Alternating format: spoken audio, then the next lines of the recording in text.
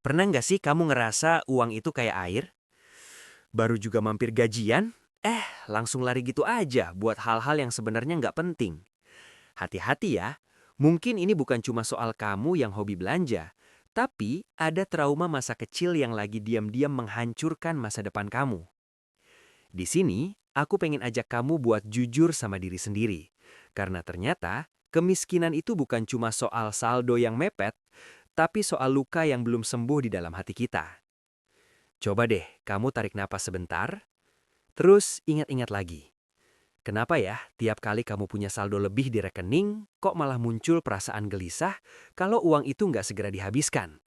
Atau sebaliknya, kenapa kamu ngerasa bersalah banget bahkan cuma buat beli kopi seharga 40.000? Padahal sebenarnya kamu mampu. Fenomena ini sering disebut sebagai invisible ghost atau hantu yang nggak kelihatan di dalam dompet kita. Ini bukan soal angka di aplikasi mobile banking kamu, tapi soal memori masa lalu. Mungkin dulu kamu sering dengar orang tua bertengkar hebat cuma gara-gara tagihan listrik. Atau mungkin kamu pernah ngerasa malu di sekolah karena nggak mampu beli hal-hal yang teman kamu punya. Secara psikologis, luka ini menciptakan scarcity mindset atau mentalitas kekurangan. Dampaknya, nyata banget ke keuangan kamu sekarang. Ada orang yang akhirnya jadi compulsive spender karena ingin balas dendam masa kecilnya yang serba kekurangan. Kamu ngerasa kalau nggak beli iPhone terbaru atau nongkrong di tempat mahal, kamu bakal balik lagi jadi anak kecil yang kekurangan itu. Padahal, sadar nggak sih? Kebiasaan balas dendam ini bisa memakan 30% sampai 50% dari gaji kamu setiap bulannya. Coba kita hitung ya. Kalau gaji kamu 10 juta, dan 3 juta hilang cuma buat memuaskan trauma itu, dalam 5 tahun kamu sudah kehilangan 180 juta rupiah. Angka yang harusnya bisa jadi uang muka rumah atau modal bisnis, hilang gitu aja cuma untuk menambah lubang di hati yang sebenarnya nggak akan pernah penuh kalau cara kamu salah. Aku pengen kamu paham kalau mengakui adanya trauma ini adalah langkah pertama buat sembuh secara finansial. Kita nggak bisa benerin cara kita mengatur uang kalau kita nggak benerin dulu cara kita berpikir soal uang. Kalau kamu merasa video ini relate banget sama kehidupan kamu, dan kamu ingin kita belajar bareng cara mencapai financial freedom tanpa rasa takut lagi, jangan lupa klik tombol subscribe ya. Mari kita bangun masa depan yang lebih cerah bareng Cuan Culture. Aku mau ngajak kamu flashback sebentar ke masa kecil. Coba ingat-ingat, pernah nggak sih kamu lagi jalan di mall atau pasar, terus kamu lihat mainan yang kamu pengen banget, tapi orang tua kamu bilang, nggak usah ya, uangnya nggak ada. Atau, nanti ya kalau sudah ada rejeki. Kalimat sederhana itu sebenarnya membekas banget dan membentuk apa yang disebut para ahli sebagai manuskrip atau naskah uang di kepala kita. Naskah ini yang akhirnya mendikte gimana cara kamu memperlakukan uang saat dewasa. Sekarang, bayangkan posisi kamu saat ini.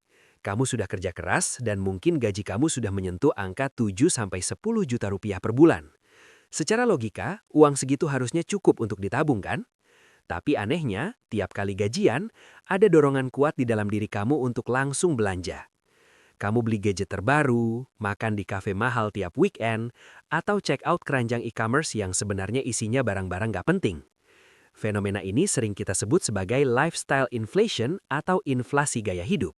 Tapi kalau kita bedah lebih dalam secara psikologis, ini sebenarnya adalah bentuk balas dendam finansial. Kamu merasa harus memuaskan anak kecil di dalam diri kamu yang dulu sering ditolak keinginannya karena masalah ekonomi. Kamu belanja bukan karena kamu benar-benar butuh barangnya, tapi karena kamu pengen merasakan validasi kalau sekarang aku punya uang, aku berdaya, dan aku nggak kekurangan lagi. Aku paham banget rasanya, karena jujur, aku pun pernah di posisi itu.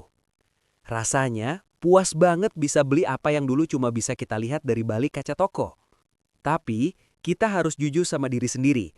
Kalau pola balas dendam ini terus dibiarkan, kita nggak akan pernah benar-benar sampai ke titik merdeka secara finansial. Uang kita akan habis terus untuk masa lalu, bukan untuk membangun masa depan. Menyembuhkan trauma masa kecil itu penting, tapi jangan sampai caranya justru bikin masa depan kita terancam. Kita perlu belajar buat membedakan mana yang benar-benar kebutuhan dan mana yang cuma healing sesaat yang malah bikin kantong bocor. Kalau kamu merasa relate dengan pembahasan ini, dan ingin kita sama-sama belajar cara memutus rantai trauma kemiskinan ini demi financial freedom yang nyata, yuk dukung terus channel ini dengan klik tombol subscribe. Di Cuan Culture, kita bakal bahas tuntas gimana caranya tetap tenang dan bijak ngatur uang di tengah godaan gaya hidup. Mari kita bangun masa depan yang lebih stabil bareng-bareng. Nah, sekarang aku mau kasih kamu obat buat nyembuhin trauma ini tanpa harus merasa tersiksa atau merasa kurang lagi.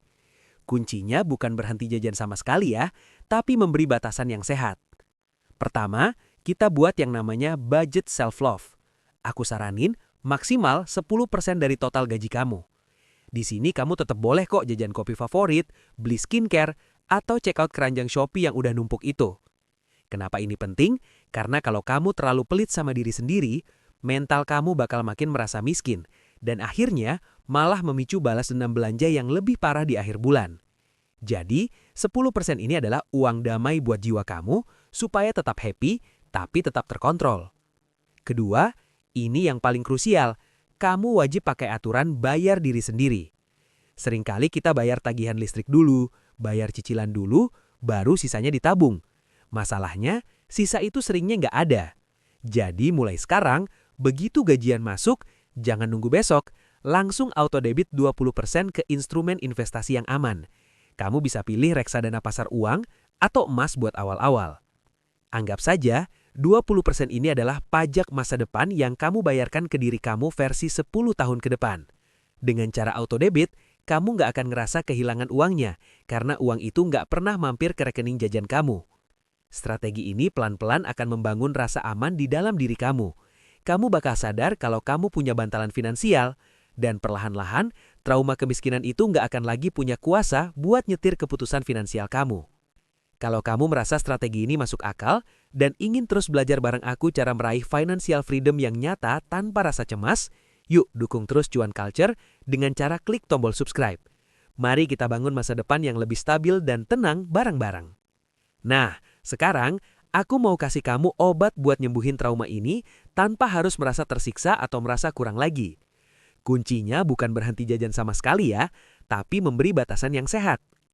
Pertama, kita buat yang namanya budget self-love. Aku saranin maksimal 10% dari total gaji kamu. Di sini kamu tetap boleh kok jajan kopi favorit, beli skincare, atau check out keranjang Shopee yang udah numpuk itu. Kenapa ini penting? Karena kalau kamu terlalu pelit sama diri sendiri, mental kamu bakal makin merasa miskin, dan akhirnya malah memicu balas dendam belanja yang lebih parah di akhir bulan. Jadi, 10% ini adalah uang damai buat jiwa kamu supaya tetap happy, tapi tetap terkontrol. Kedua, ini yang paling krusial, kamu wajib pakai aturan bayar diri sendiri.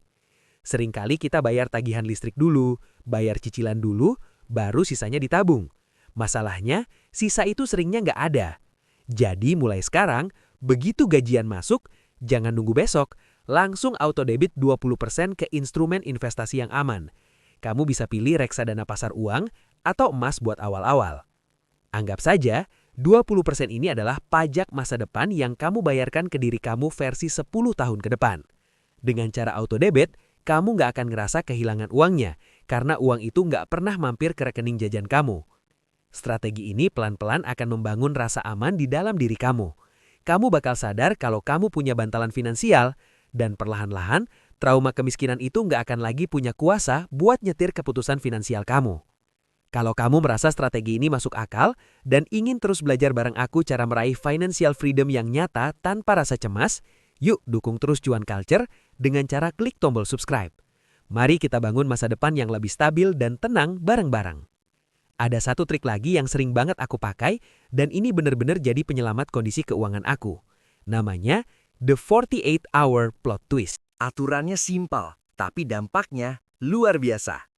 Setiap kali kamu merasa gatal ingin beli barang yang harganya di atas 1 juta rupiah, entah itu gadget baru, tas branded, atau hobi yang tiba-tiba muncul, coba deh kamu rem dulu dan tunggu selama 2 kali 24 jam. Selama 2 hari itu, aku pengen kamu coba tenang, tarik napas, dan tanya ke hati kamu yang paling dalam. Barang ini beneran aku butuhin untuk produktivitas, atau aku cuma lagi butuh validasi dari orang lain supaya kelihatan mampu dan tetap relevan?